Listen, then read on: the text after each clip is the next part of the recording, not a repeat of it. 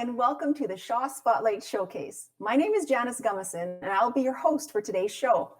I'm a producer with Shaw Spotlight in Thunder Bay, and I've been working with the community for the past 32 years. Today's showcase is all about Shaw Spotlight, your community channel, who we are, and the many different ways that you can get involved with us. During the next hour or so, we will introduce you to 16 of the over 40 Spotlight producers from across the country. Each one of them will be talking about everything from how to become a producer of your own show to how easy it is to volunteer with us. To start things off, Tommy Johnson from DRYDEN, Ontario heads up our panel to talk about one of the great ways that we showcase the interesting people, places, and organizations in our communities.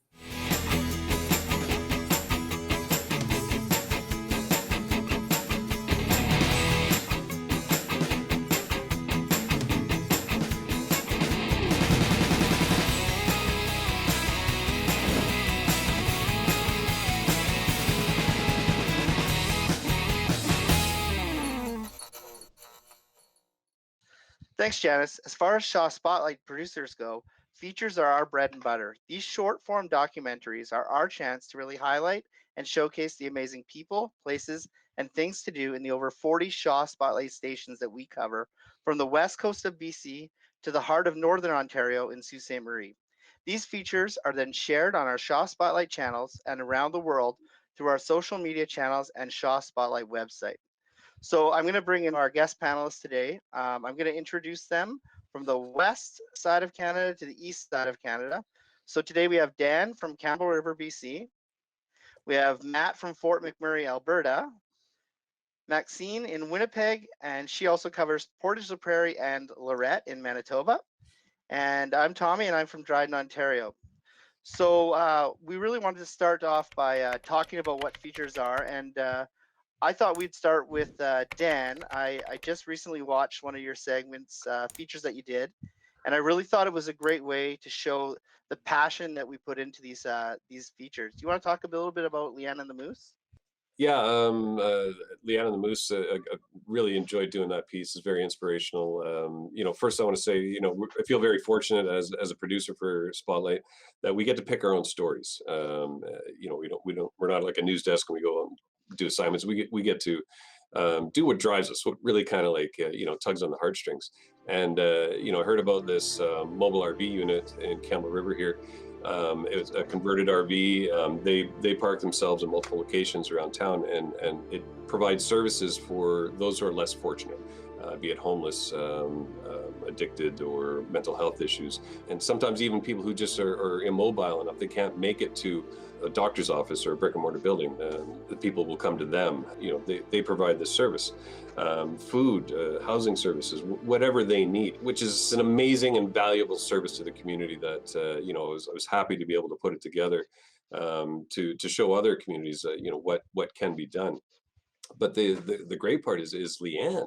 Like, what a gem. The service itself was one thing that intrigued me, but what I got from Leanne was amazing. Just a beautiful, amazing, inspiring person who's working on the front line with people that we don't normally even run across, right? And she's doing it day in and day out with passion.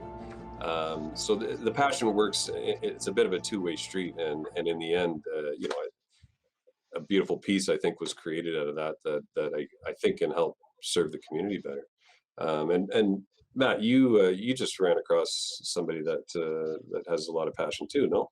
Yeah, we have this access producer in town that does a program with us, and he's a character. He's John Tupper. He's a fun guy. He's a local astronomer, and we got the chance to go follow him doing an eclipse out in the middle of nowhere. It was amazing.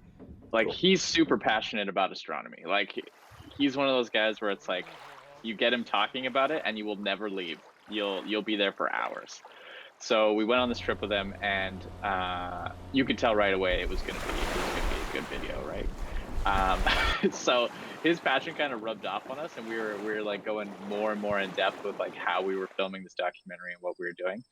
Going out and doing that kind of filming and that kind of documentary work is like really what like I do this for. Like, it's why I'm passionate about filmmaking in general, is because you get to meet these really interesting people and follow them while they do these things that maybe have never been done before or are like rarely done. So it was a really unique experience for us to be able to capture that with them.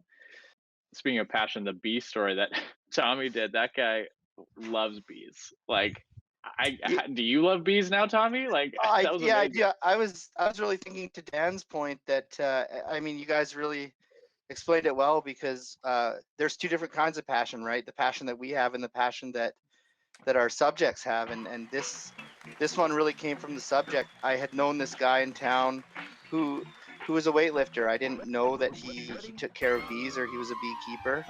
I was just talking to him on the street one day, and he's like, "Yeah, you want to come over? I have this great story about how I keep these bees." And I thought, sure. And I went there, and like, I don't like bees that much, but I grew a passion for them. And the next thing you know, I'm like filming this story with him without any equipment on, just me and the camera, and there's a swarm of bees around, and I'm not even scared. And it was a great moment. I didn't get stung. You had an EpiPen handy, right? Yeah. And I refrained from swatting the bees on the camera, and it turned out to be a really great story. But I just liked how you put it into perspective there, Dan, earlier, where you were talking about the two different kinds of passion, and oftentimes they kind of mix. Yeah. And I think that's what really drives us. And when we find that really good story, I think it drives that person to want to tell their story to us. Maxine, I know you're new to Winnipeg, and how do you get that passion how do you find those people when you're new to a city? Oh, well, honestly, a lot of it's kind of just exploring yourself, especially with the pandemic this year. I've kind of had to get a bit creative and more going outdoors for sure. But one of the things when I moved here, I was really nervous about the winter. Like a Southern Ontario winter, we're lucky if it goes to minus or average minus 15. Here it was minus 30. But was really cool to see was how passionate people were about getting outside and going and skating on the Assiniboine River here. So that was my first mini, was kind of showcasing people skating, skiing, walking on the trail, just like not hiding from the winter, more embracing it. And that was kind of my first like impression of Winnipeg, was like, you know, people are really tough here. They really like to just get outdoors and enjoy it. And I know another kind of thing that's unique to Winnipeg was my honey dill sauce video. In Winnipeg, honey dill sauce is a big thing. And I couldn't really go out and film with restrictions and everything happening. So I was able to get some animations done, and that's just another way I was able to tell a story. Matt also had to kind of get a little creative in terms of shooting differently this year with less people, and your boreal forest piece was awesome. I really enjoyed that. Maybe you can talk a bit about that. Oh, thank you. Yes. Yeah. COVID was brutal here in Fort Mac for COVID, like for filming anything. We really had to like change what we were talking about. And yeah, the boreal forest one was really fun. And like, I'm a total camera nerd, so I love shooting inanimate objects in like the most cinematic way possible.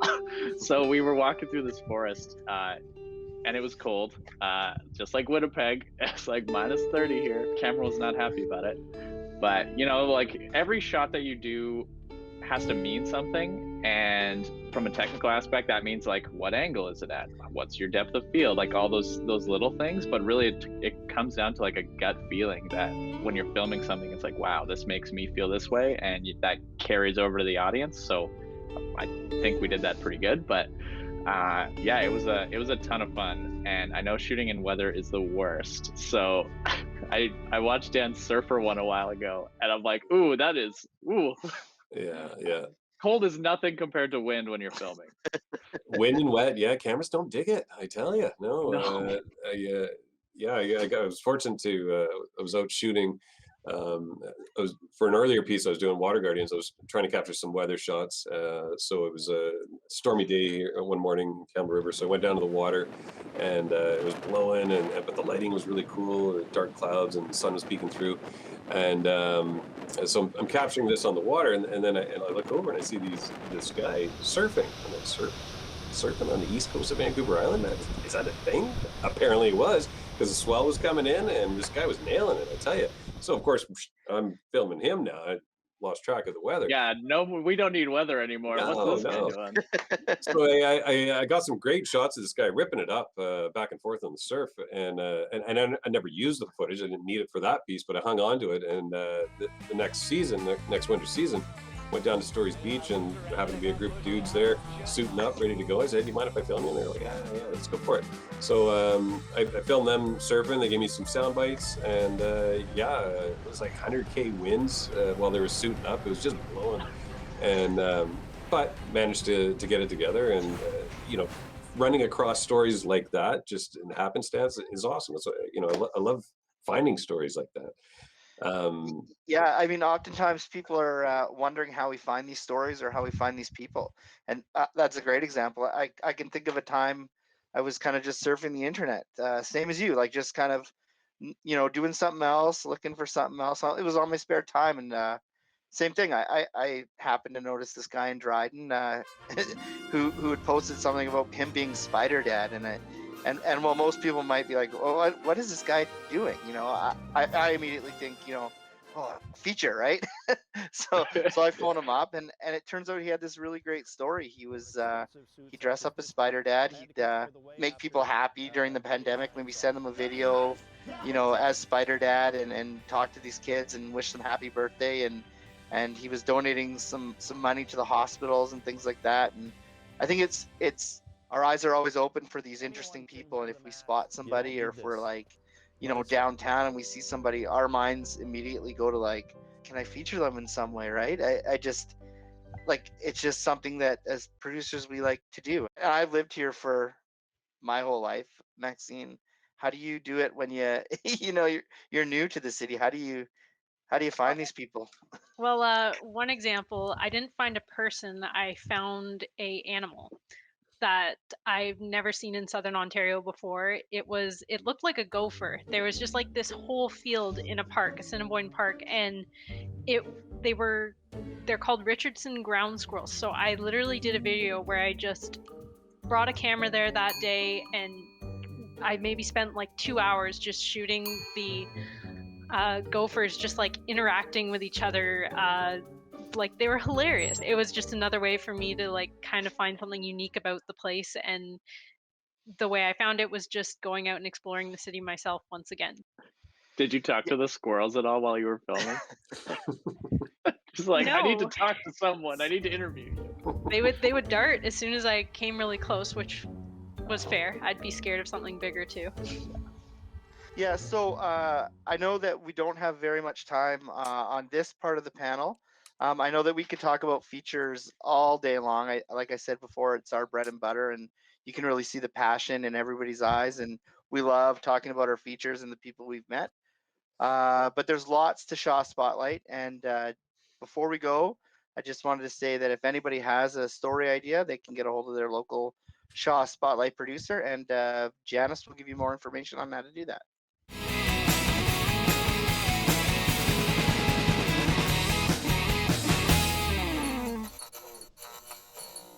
Thanks, Tommy. To find out if we have a Shaw Spotlight producer in your area, head to shawspotlight.ca and click on the Contact Us tab. You can also watch all of the great features that Tommy, Matt, Dan, and Maxine spoke about. We also post all of our features to our Facebook page. If you head there, please like and share our page as well. Another fun way that you can get involved with Shaw Spotlight is by becoming an Access producer. By this, I mean producing your own show or segment. To tell us more about the benefits of creating your own content, let's meet producer Lydia Frederick from Kamloops, BC.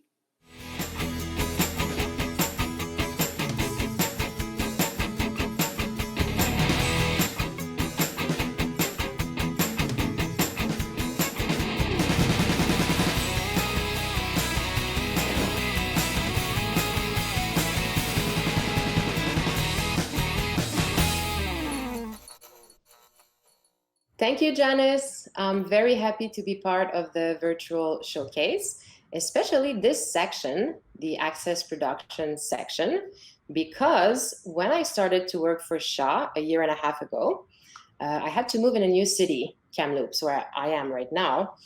And I didn't know anybody here. So working with community producers definitely was a good way for me to meet with people. I started to feel more and more included in the community. So I'm very thankful for that. But also I think it's super important to have content that is produced right where you live. Because usually as a viewer, what's offered to you on the television or on the internet is created elsewhere, and it doesn't necessarily represent your reality. So what's great about this is that you have a free platform. It's already set up for you. You can use it, you can contribute, and then you can make sure that there is some diverse and engaging content that is accessible to you, to your friends, your neighbors, anyone in the community that actually care about the area where you live. And to give you, so I hope more and more people will take advantage of that. And to give you some examples, we have a video that is going to play right now. Why don't we start our own TV show? This is what music and innovation is all about.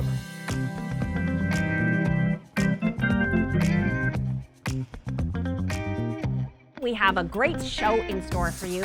I'd rather see an X-Men movie than Picard. Whoa.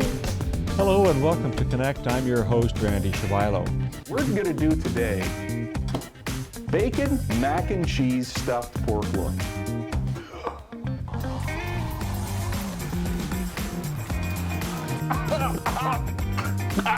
Welcome to You Multicultural Channel. Allow us to bring both hands to heart. You are watching Strip Down Live, Saskatchewan's only award-winning one-hour local music showcase. I'm not usually as sensible as I've been. You know, you don't sound that scary. Oh, yeah? Well, give me a rock beat.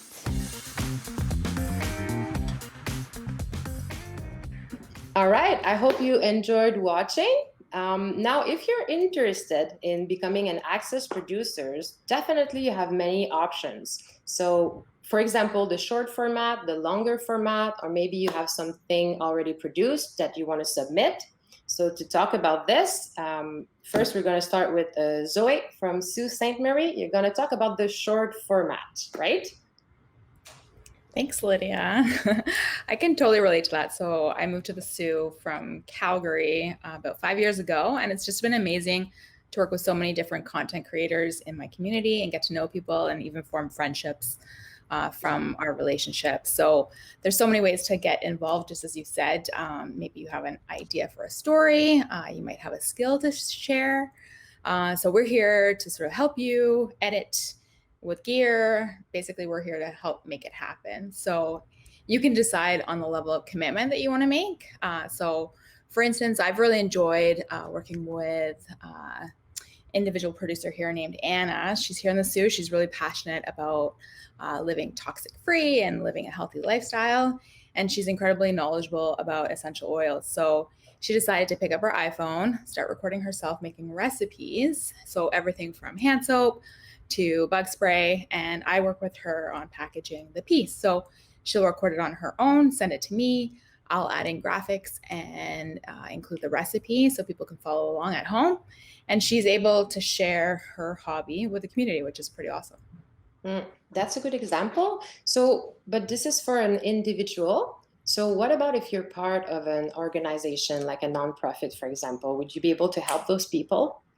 Yeah, absolutely. We work with nonprofits all across the country. So what I would say is this is the best thing about working with us is that you can control your content. So you're not sending out this press release out into the world and hoping someone will pick it up. So you can kind of craft the story that you want to do to showcase your cause. So you could be maybe profiling a long-term volunteer, maybe you have an upcoming fundraiser, you want to maybe share a success story.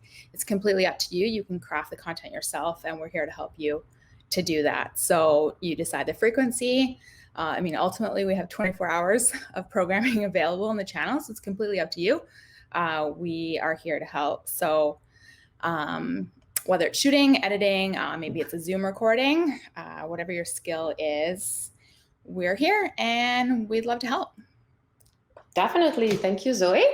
So that was for the short format. And now let's move on to the longer format. Maybe your idea doesn't fit the short format, so you have also the option. And Eric in Saskatoon will tell us about that. How are you, Eric? Great. Thanks, Lydia. Yeah, shows can take many forms and be of different lengths, but a lot of content you'll see on Shaw Spotlight channels consists of half-hour or longer programs. These are shows produced either entirely by members of the community or with some level of assistance from Shaw staff. A longer format program is great for many types of content, for example, talk or interview shows, cooking or how-to programs, music performances, all the way up to event coverage or broadcast of local sporting events. When it comes to independently created content, we're always here to help provide advice and guidance on the path to getting your show airing on Shaw Spotlight. There are also many ways we can assist with additional resources to support your productions. One of the biggest is access to professional studio space or equipment. A number of the communities we serve have studio facilities available for you to use, complete with nearly everything you need: sets, cameras, lighting, and audio, to make recording a show very turnkey so that you can focus more on the content itself and a little bit less on some of those technical details if that's not your area of interest. For those communities that don't have a studio, there are lots of other options. Zoe, what do you do in your community? Yeah, for sure. Here in Sault Ste. Marie, we don't have access to a studio, but we do have an ENG kit. So I've definitely rolled out 3 P2 cameras and set up and on location. So mimicking a studio setup, or a lot of locations actually have mobile units that we can roll out as well. So parades, things like that. Yeah, it's great to have that option to take your show on the road with a mobile unit or some type of field production kit. Longer format programs also require larger crews to help out. You may need several people to assist with simultaneous tasks like directing, hosting, running cameras, and after the shoot, editing. We encourage folks to help recruit their own volunteers to assist with their shows, and we'll help with training. We can also often assist with helping bring volunteers together to support each other's projects. Thank you, Eric, for that precious information. Now we know a little bit more about the short, the long format. And to finish this section, I want to introduce you to David. He's in Medicine Hat, and he's been working for Shaw for 20 years. I'm curious to know, how was the production side of things when you started working for Shaw? Well, when I started working 20 years ago and graduated college, cameras at the low end were anywhere from $10,000 to $20,000, and they needed obviously dedicated facilities, dedicated equipment to process and edit the signal. Now all you need is a cell phone, a tripod, and a mic. If I can suggest one piece of equipment that should be also purchased. Editing software can be downloaded on your phone, and it's simply that easy. 80% of content actually produced in Medicine Hat currently is shot on a producer's cell phone. Wow, so that's good. It makes it much easier for people to provide content. I think you have a video to show us for some examples. Let's watch it now. I feel like I'm connected to the past more. I feel more connected to my ancestors and not just my grandfather. We always had good quality genetics, but now it's just taken it one step further, in my opinion. Salt in the air, warmth on my skin, no need to swim. One of the things in life, we do a lot of linear movement. Everything is kind of in line. Something to think about when we're out exercising, and certainly with a hill that we can utilize.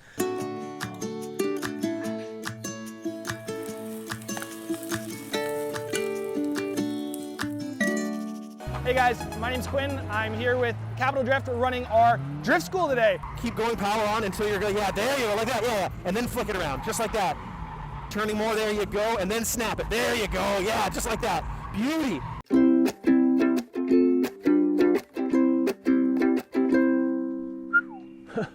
Wow, what a beaut of a tree.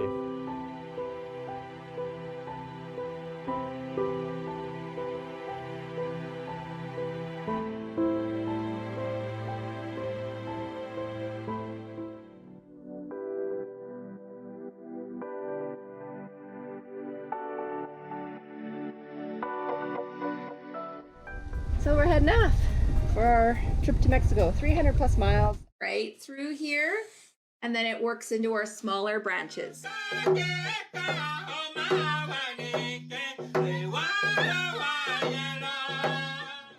Yeah, you are awesome. You're fantabulous. I see greatness in you. I do, I do. Well, it's good to see a variety of content, but I know that there are also some guidelines, obviously, and they're different on the channel, TV channel, or if you're on social media, for example. So, David, can you tell us a little bit more about that? So the guidelines are quite different when you're posting on social media compared to airing on a traditional broadcast channel in Canada. So we fall under the CRTC, the Canadian Association of Broadcasters Code of Conduct, and other Canadian laws. For an example, if you wanted to film a dance production, you may need copyright clearances for the composer, the performers, the dancers, and also the choreographer. All of these guidelines and rules and regulations can be found on our Shaw Spotlight website. As always, Shaw Spotlight producers are your first point of contact and are experts at navigating people through this process. Awesome. Thank you. Thank you, Zoe. Thank you, Eric. Thank you, David, for all that information. To conclude, I just want to say that there are community producers that have been providing content for a long time. There are people that are just starting or haven't even started yet. So everybody is at a different level, and we're aware of that at Shaw. So please don't feel intimidated. We're here to help. And I would suggest that the first step is to reach out to the producer in your area where you live. You can just contact them, have a conversation. There's no strings attached, and you can just see where it takes you. I hope we were able to motivate you to get involved, and we're looking forward to seeing your great content. Thank you. Back to you, Janis. Say, do you have a show idea? Or are you making a show currently? Well, we have the perfect place for you to show it. shawspotlight.ca. Drop by for all the details.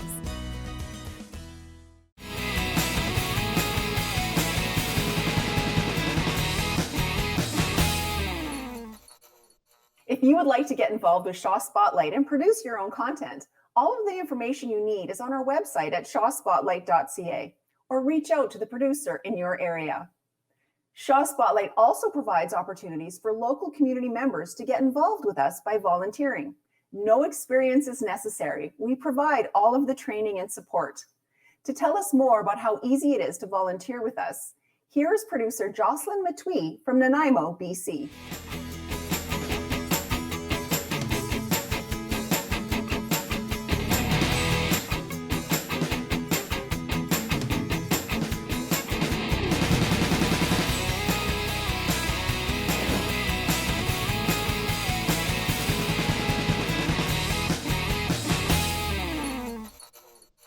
Thanks, Janis.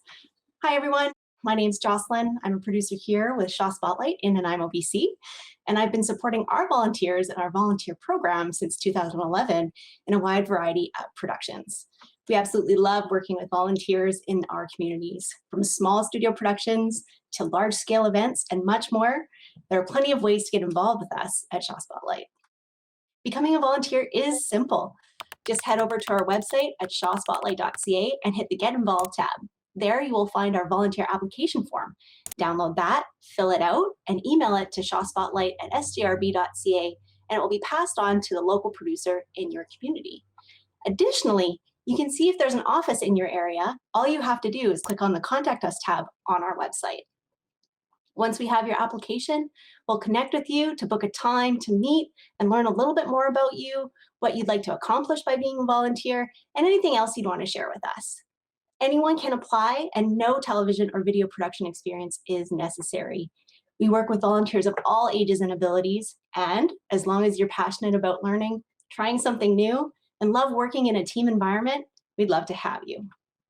And one of the best things about volunteering with us is that you'll receive all the appropriate training for any of the areas of production you may be interested in, from hosting to camera operation, floor directing, and yes, even editing. There's a variety of opportunities for you to experience.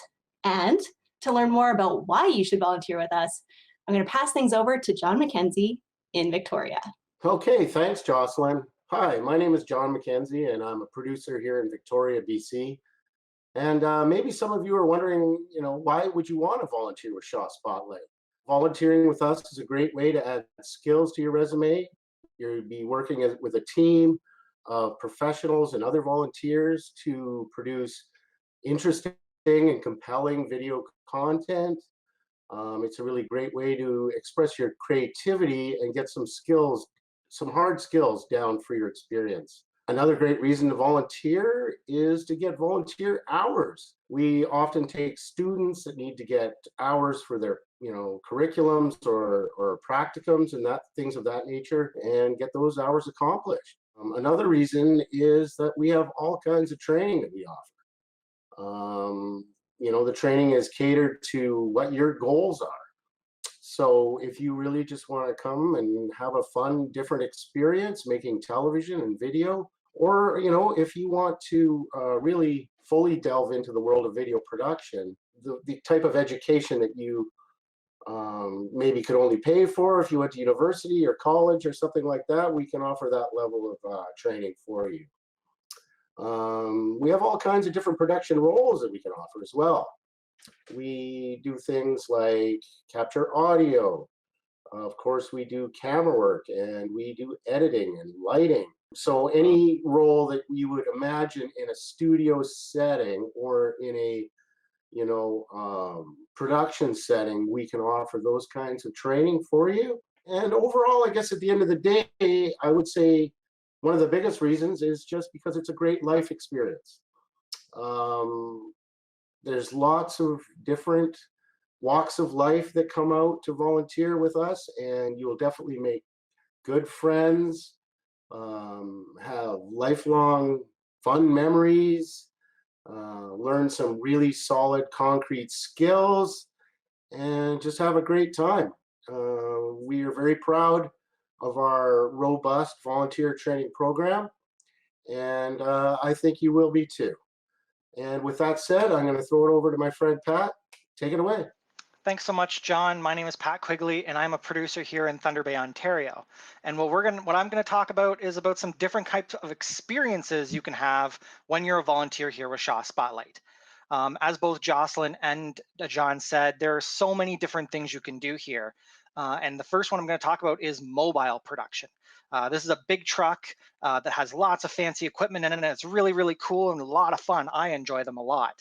Where you can do things like basketball games, soccer games, football games. There's so many different things that we can do, including the OHL in Sault Ste. Marie, which is a lot of fun. There's also Remembrance Day, other parades that are going on. Lots of cool things that you could do with a mobile. Next is studio productions. These things are either live or live to tape, which is taped but kind of live. And there are so many different productions or so many different positions you can work on, that you can do while you're there, like directing and camera. And all of these things, we're going to train you on every single position that you can imagine. So don't worry if you don't have any experience, because we're going to give you a hand and show you the way. One of the coolest things that I think about is so much access to equipment. We have editing suites, we have tons of different types of cameras, and all of these things are available for you to use when you're a volunteer with Shaw Spotlight. And of course, there's so many different experiences and stuff like that. And I'm going to send it over to Christian to talk a little bit more about the experience of being a volunteer. Awesome. Thanks, Pat. My name's Christian here in Sault Ste. Marie, Ontario. Our favorite part here about working with volunteers is you get to see somebody come in with an interest, and they maybe don't have the skills yet, and they start at the bottom level and work their way up. So somebody might come brand new onto a production and be able to work with some of our producers and some of our former volunteers that have been around longer to start getting some of that experience they're looking for. As Pat mentioned, here in the Soo, one of our bigger productions is a mobile. It's the Ontario Hockey League's Soo Greyhound broadcast, which requires lots of different positions. So people might come in, for instance, somebody who's working a camera position might discover that they have a knack for working with cameras and get more into photography and video work. Somebody working with the audio position, working on sound, might find they have a passion for audio engineering and become a music producer. We've had some extreme hockey fans that have come on board and wanted to do something in their own city about the hockey scene, but didn't know how to go about the production. So they learned the video production, they learned the editing, the storytelling, and now they're producing their own show.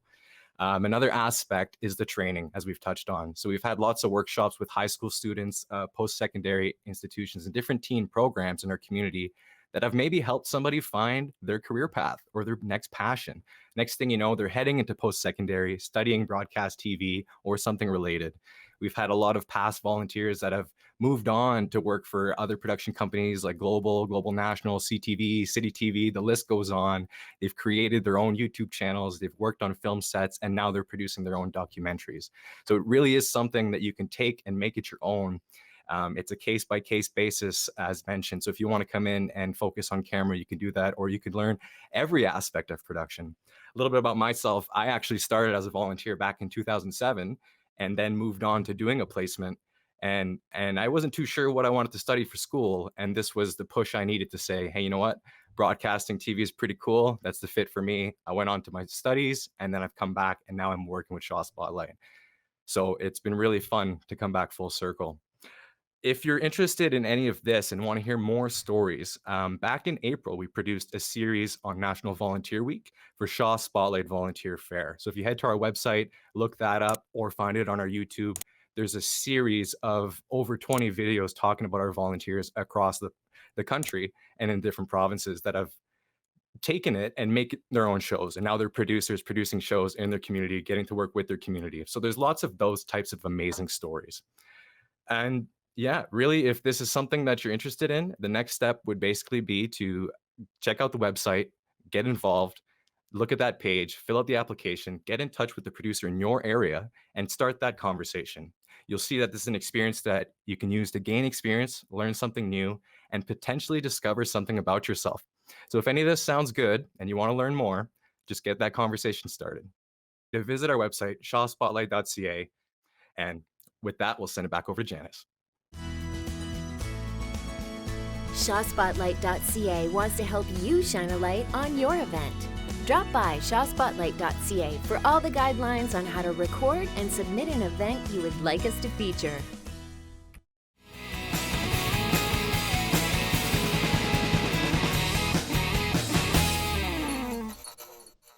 Thanks, Christian, Pat, Jocelyn, and John for all that great information. As I mentioned earlier, I've been working with Shaw Spotlight for many years, and I started out as a volunteer, and I liked it so much I stuck around for 32 years. Now we come to the Q&A part of the showcase. First, let's introduce you to our panel of producers for this part. Let's start with Greg in Sault Ste. Marie. Hello, everyone. I'm Greg Seiler from Sault Ste. Marie, Ontario. I've been with Shaw Spotlight about 8 years now. And what I really love about this job, especially in Sault Ste. Marie, is all the nature around us and the friendly people that we get to work with every day. Next, let's meet Nancy in Port Alberni. Thanks, Janis. Nancy Wilmot. I'm here in Port Alberni in the heart of Vancouver Island, British Columbia. I've been with Shaw as a producer for about 23 years. I've seen a lot of changes over that time, but one thing that hasn't changed, it's still the best job. We get to meet exciting people who are doing interesting things every day, and I love it. Thanks, Nancy. Now let's go to Lizzy in Winnipeg. Hi, everybody. I'm actually one of the newbies here at Shaw Spotlight. I've been here for about a year and a half, but before this, I was working as a shooter editor at a local news station. So I've been doing camera work and telling people stories around the community of Winnipeg for the better part of the last decade. Thanks, Lizzy. Now lastly, let's go to Willi from Fort McMurray. Hi, everyone. I'm Willi Whiston here in Fort McMurray, Wood Buffalo, in the middle of the boreal forest in northeastern Alberta. I like Lizzy. I'm pretty new to Shaw Spotlight. I started off as a volunteer, like many others, and I'm just so excited to have a great job. Thanks, Willi. For our first question, we're going to head to Nancy in Port Alberni to answer, what is Shaw Spotlight and how is it different from commercial television?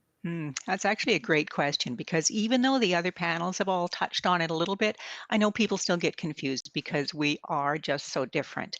Shaw Spotlight is a community access channel. It's provided free of charge by Shaw in the communities we serve. Community access means we're a non-commercial channel. You're not going to see the standard television ads that you'll see on other channels. You're also not going to see the same programming. You'll never see Wheel of Fortune, for instance, on a Shaw Spotlight channel. Community access means that the bulk of our programming originates in our community. And again, just like other panels have talked about, that could be staff-produced content, or it could be community produced, somebody who calls up and with a great idea for a story or a show, or maybe they've already put together a video or a full film and they want it on television. It's our job to make that happen. We give them access to the television station. It's kind of like we're holding up a mirror to the face of the community and reflecting back the issues and values that are important to that community. Of course, this means we're pretty local. If you turn on Shaw Spotlight in Winnipeg, it's just going to be different than if you turn on Shaw Spotlight in Port Alberni. But one thing that is the same, you should see or hear someone that you recognize, a friend or a neighbor who is doing something in your town. And really that's who we are. We are your community's television channel. Thanks, Nancy. And you're so right. I get asked all the time how many people watch Shaw Spotlight. And as soon as I interview someone, I say, well, you tell me when we're done this, because everyone will come up to them and say, hey, I saw you on TV. So our next question is for Lizzy in Winnipeg. What is the actual process of making a feature, and what goes into telling a visual story? Yeah, absolutely. So I know one of the first panels talked about finding a story. That's usually the first step. But before you go straight into from finding a story to actually shooting your video, it's always good to get a pre-interview with your subject. You'll obviously have some idea of what story you're telling, but until you actually chat with those involved, you might be missing some information, or you could find out something that completely changes what you're planning to do altogether. And then after you get that sorted, then you can start shooting your video. So obviously, because of the medium, you want to make sure that you have some good visuals. If the backbone of your story is based on an interview, you'll obviously want to see your subject at some point to have context about who's talking. But for most of the video, you want to have other visuals to cover that up. So, watching a talking head for 5 minutes isn't particularly engaging. So for example, if your interviewee talks about sorting food at a food bank, you want to have video of them doing exactly that, and so on. So once you're done shooting and you're starting to piece your actual story together, one of the biggest things is to keep a focus. If, say, you're at a party and you're chatting with somebody and they start going off on a lot of tangents and rambling, it's easy to lose interest, and the same thing can happen with video. So those are just a couple really basic things to keep in mind when telling visual stories that we tend to keep in mind when we're creating our features. There's obviously some more technical stuff to it, like photo composition, sequencing, that kind of thing. But those are the kinds of things that you can learn more in depth if you decide to do volunteer training with us. Great. Thanks, Lizzy. For our next question, let's go to Willi. Do I need to be a professional to create shows for Shaw Spotlight? What skills do I need? You don't need to be a professional to volunteer with Shaw Spotlight. Of course, a background in video production or audio could be helpful, but I just want to reiterate what others have said in previous panels, and that's that any level of skill, any age, and any background is more than welcome to come and volunteer with Shaw Spotlight. There is virtually no barrier to entry. It just takes your time and some passion, and we'll give you everything else you need. We love to teach. We love to give you equipment. Everything is free, believe it or not. People are always like, are you sure? Is it actually free? Yes, it is. Come and help, be part of a production. And maybe stuff in this presentation has kind of gone over your head. It's like, oh wow, mobile units and stuff. But it just starts simple. It just starts with getting a camera in your hands and getting you excited about community TV. So absolutely don't need to be a professional. Give your local producer a shout and we will get you started. Great. Thanks, Willi. For the next question, we're going to go to Greg in Sault Ste. Marie. We know that you can watch all of the great content being produced on our linear Shaw Spotlight channel, but where else can people watch our content? That's another great question, Janis. All of our content, as well as being on our linear channels, are available online. So if you don't happen to be in a Shaw market and you want to check out our content, or you want to check it out at a different time that it originally aired, you can check it out online. We have many places you can go see the content, starting right at our website, shawspotlight.ca. most of our feature and mini content there. Links to our access programs are there as well. And we'll start out with our YouTube channel first. We have our Shaw Spotlight YouTube channel. And on that channel is where we post our features and minis that we've been talking about in these panels. As well as we post them to our Facebook and Instagram accounts. And you can also keep up to date with all the other stuff we're doing on our Facebook and Instagram. And then as far as our access content goes, we've created a separate YouTube channel called Shaw Community Link. And you can find us there. And that's for our access programs or programs we help people in the community make, or people create them and submit them to us. And we help them out with that. And we'll get them on the Shaw Community Link YouTube channel, so you can check out all our content there as well. So most of the usernames are just at Shaw Spotlight. And if you also want to find links to them, you can find them easily at shawspotlight.ca and check out all our content. Make sure you follow, like, subscribe, and you'll be able to keep in tune and in touch with what we're doing and what you might be doing in the future. Great. Thanks, Greg. Now, COVID has been a huge adjustment for everyone, and we're hoping that things will get back to normal soon. Nancy, how has the COVID restrictions affected the way volunteers and access producers get involved with Shaw Spotlight? Oh my goodness. COVID has changed everything, of course. And it continues to change things as COVID numbers and restrictions are varying across the country. But throughout the pandemic, our staff has continued to work with volunteers and access producers. Often that has looked like this, meeting up virtually with people. And we're all looking forward to the day when everything does get back to normal. But in the meantime, we have access producers who have been very innovative, continued to put their shows together throughout this time. And again, often using platforms like Zoom or Skype to record interviews. And that has created some really interesting opportunities. For instance, in Port Alberni, we have an access producer who is building a 1-hour show around an interview with somebody who is in Italy. This is transcontinental and something that we never would have considered before, and certainly an opportunity that we will continue to make use of after things go back to normal. In the meantime, if you want to know how things are in your community with your Shaw Spotlight office, how you can interact, go to the website, shawspotlight.ca, click on the Contact Us tab, and you'll see a list of communities. Find your community, shoot us off a message. We would love to hear from you. Great, thanks, Nancy. And I know I had to learn how to use Skype and Zoom and all those things as well during COVID. So it's been a good learning experience for me as well. Now for our last question, we're going to go to Willi. In a world that is all about social media and Netflix and YouTube, how is community television relevant in the digital age? Thanks, Janis. This really fascinates me because I'm new to community television, and my introduction to community TV was a volunteer event at my local Shaw Spotlight office, and I was working in the community in other areas and got invited by a producer to come hang out, and there was just such an energy and a buzz in the room. There was writers working on like screenplays and filmers and people with all sorts of show ideas, and some people just love to show up and be a part of it.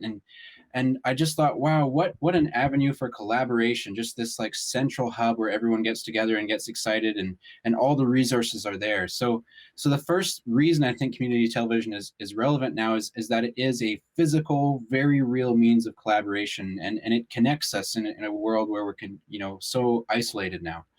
And then once we get all together and we collaborate and we turn our cameras on, we put our communities under a lens and we discover things about our community that we never knew before. And we get even more passionate. We become even better cheerleaders for our own communities, which is sort of a unique thing. We put them on TV. I mean, people love to see themselves on TV. It's really fun. But then now that we do also have social platforms, is now we get to celebrate our local stories on a national and global scale. And there's just nothing more exciting than someone you've got to know and you're proud of their story and you're so excited about the way it's being told. And then you don't just share that with your own community, but you showcase that to everyone. You say, look how great these people are where I live. You've got to check these people out. And man, yeah, that is more relevant than ever. That's a great answer, Willi. Thank you so much. That brings us to the end of the Shaw Spotlight Showcase. I want to thank all of the producer panelists for all of the great information. If we didn't get to any questions that you may have, please head to our Facebook page. Leave your question there as well as where you're from so the right producer can get back to you. While you're there, if you could like and share our page, that would be great. You could also head to our YouTube channel to see more of what our producers are working on. And please follow us on Instagram as well. And as we have said throughout the whole showcase, one of the best places to find more information is at shawspotlight.ca. You can find all the information we talked about today, and you can take a look at all of the features that our team has produced. I've been your host, Janis Gummeson. Thanks so much for watching, and we'll see you at our next Shaw Spotlight Showcase.